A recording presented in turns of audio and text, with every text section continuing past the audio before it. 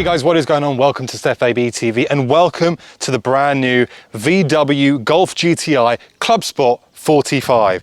Now this Clubsport 45 follows on from 6 generations of anniversary edition, and this specific one, being the 8th generation GTI, is the fastest GTI you can get. Now, it may be the fastest GTI you can get, but it's also definitely not the cheapest, because this thing on the road is £40,000. So I guess the real question is, what's different between this car and the standard Golf GTI? Well, that's a good question. I'm glad you asked, because the Clubsport 45 is actually £3 more expensive than the normal Clubsport. So really, what is it that makes the difference? And actually, is this car any good?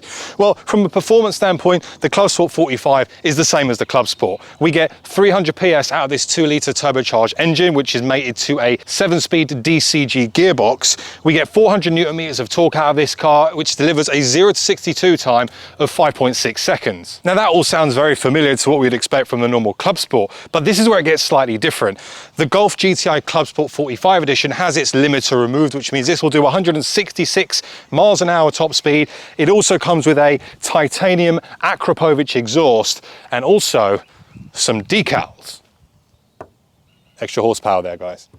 But no, all joking aside, you also get these kind of red pinstripe alloy wheels, which are all specific to the Clubsport 45 edition. And that's the question really, isn't it? Do the changes justify the £3,000 price hike? Well, to be fair, the exhaust alone will set you back probably about £2,500. So really and truly, I think it is justified. But right now, I'm going to quickly show the interior, then we're going to take this front-wheel drive car out for a bit of a drive, because, well, I'm quite excited to say that it's nice to drive a pure front-wheel drive car. Golf R's are brilliant, but I want to see what this is like. Now, the other good thing with this being front-wheel drive as well, it comes with what is called as a vehicle dynamic manager, which basically means that it's a very clever computer system which, I guess, plays around with the power to the front wheels. And the whole purpose of that is to prevent understeer, because that's what you do get. You get quite a lot of understeer in front-wheel drive cars, but with that system, VW say that, well, it should prevent the understeer. The other thing, which is the obvious thing, is because of the Clubsport has its kind of front bumpers, rear spoiler, etc., it provides additional downforce, particularly when you're going around places like the Nürburgring. And actually, that's where this thing gets quite interesting. So first of all, inside, we get these beautiful Alcantara seats. They're kind of half Alcantara, half kind of fiber. They look and feel extremely comfortable. I feel very, very nicely seated in this. Driver position is great. We get a very nice kind of updated steering wheel in here with a nice 45 edition logo. If I start her up, we get the 10.2 infotainment screen here. We get the Cockpit Pro as well, which is VW's Audi virtual cockpit equivalent. We get these nice little buttons here as well, which I'm quite a fan of. You know, the other thing I like about this 10.2-inch infotainment system is it's kind of very simple and easy to use. You get this very nice kind of cool mode button as well, which gives you a number of driving modes. You've got eco mode, you've got comfort mode, you've got sport mode, and then you've even got a subsection of sport mode, which is special mode, Nürburgring mode. And then you've got individual, which basically means you can set this car up how you want. It is very, very nice. The steering itself feels, well, the steering wheel feels nice. We've got some nice paddles here as well. There are the plasticky paddles, but as a whole, I like this car. The good thing with the Golf as well is that you get plenty of rear space. Because of the shape of the car in hatchback form, your rear passengers are going to thoroughly be comfortable. They're not going to need to worry about headroom. And as you said, this car comes with all of the creature comforts you'd expect. Even though it is a performance track focused car, you still get your luxury such as heated seats. We get level 2 autonomous driving all the way up to 130 miles an hour, where legal, i.e. Autobahn. But that's very cool. So it does give you the best of everything.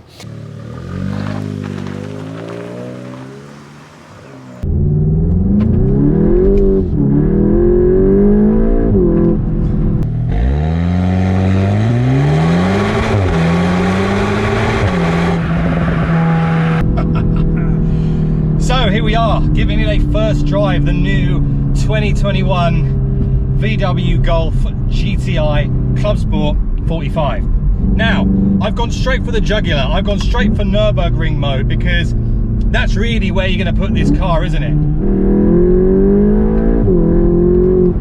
I must say, it does sound pretty good. The titanium Akrapovic exhaust does have a few pops and bangs out the back.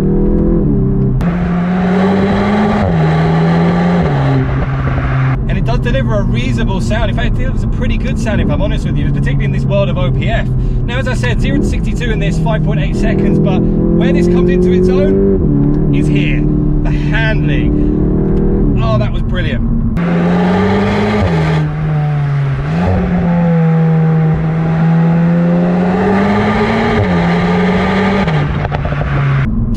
things that I love about the front wheel drive cars as well is that they feel really light on their feet. You've got that reduced weight because you don't have to worry about anything in the rear axles. It's all about you, it's all about the driver, it's all about modulating that throttle. And actually, this car around corners,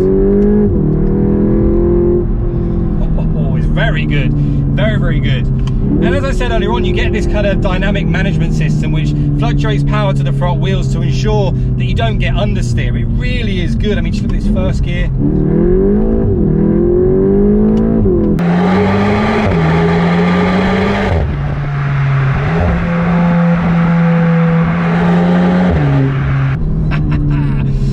The traction control did flash a little bit there, and that's the challenge with the front wheel drive. With the Golf R, you'll always put the power down, no problem. With this, it's 300 horsepower through the front wheels, 400 newton meters of torque. But I tell you what, it is very, very fun. Is it worth £40,000? If I'm being honest with you, I think it is. I really do. You get a lot.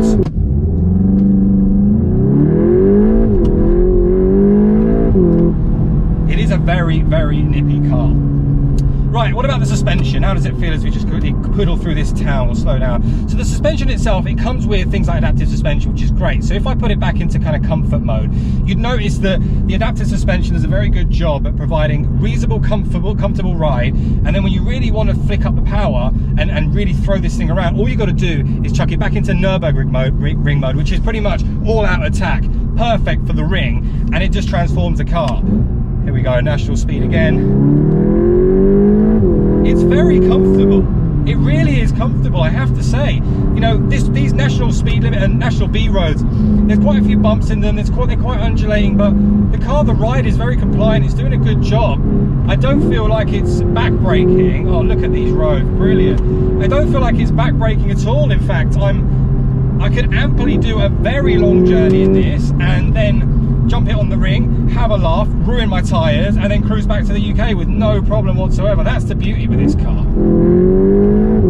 So the suspension is good. It's a little stiff, but not too stiff. That's the good thing. So it's not completely obnoxious, which I think is a plus point on this car. In terms of me as a driver, how do I feel? Well, in first gear, when you really put your foot down, you do get an element of torque steer, which I think is exciting. It brings a bit of character to the car. You do need to really think about it a little bit, and there's a question around whether that torque steer is actually happening through the vehicle dynamic management system, or if it just is. The car's all over the place at the moment because of the kind of road condition. It is really, really fun. Really fun. From a seating position, I'm very comfortable, as I said. These seats, oh, nice little pop out the back there. These seats are super comfy, really comfy, great bolstering. I'm not going anywhere in this. I can throw this around a corner and I'm not going out of this seat, I'll tell you that. It's really, really nice, really, really comfortable.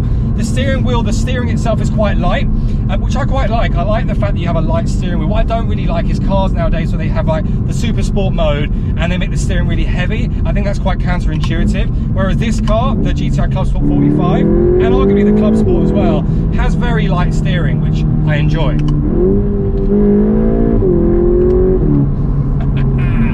This is an absolute great laugh around these B roads. Honestly, the handling is just sublime on this thing. And you'd expect nothing less. You'd expect absolutely nothing less. So the question then boils down to is, what do you go for? Do you go for this, a Clubsport 45, or just a normal Clubsport, or even a normal GTI? I guess the choice is yours. Me personally, I think for the rarity factor, I probably want to get one of these, and just for the residual value as well.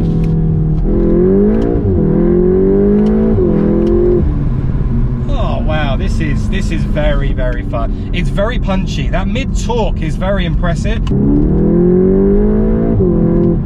Kick down is quick. Honestly, where this car rewards you guys is actually in the corners. I mean, yes, it's nippy in a straight line, but I mean, look at this. We're going to take this corner now, throw it round. Not a hint of understeer whatsoever. And that front end is brilliant. It just takes the corner progressively. You put your foot down and you just come out of it smiling. A very rewarding car. In terms of its styling and its looks, I love this. I love this new Mark 8 generation Golf. I think it looks brilliant. I love what they've done with the interior as well. I love this 10.25 infotainment system. I really like the piano black in here as well. I think it looks much more modern, much more futuristic. Because there was always an argument that the Golfs were slightly, I guess they didn't look as nice as Audis, but now for me there's a question actually, I think they're pretty much on par, you know, with some models, not all of them granted, but this is a fantastic car, guys. I'll tell you what, it's nice round here with all these sheep and greenery. Hello mate. But it's not about sheep and greenery, is it? It's about this. It's kind of, what are my final thoughts on this GTI Clubsport 45? Well, look, there isn't a huge amount of difference other than the titanium exhaust, in my opinion, between this and the normal Clubsport. There's a question around whether you should save yourself the £3 and buy yourself a normal Clubsport. Me personally, I would go for this. I just think the Akrapovic titanium exhaust sounds really good. And actually, this car as a whole is really good.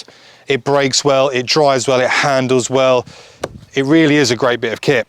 So kind of what's my final thoughts on this thing? Would you buy it? I would, and I think you should too. Anyway guys, I hope you enjoyed the video. If you did, please hit the thumbs up. Massive thanks to VW UK for inviting me out to drive this thing. I'm gonna get some food. See you later.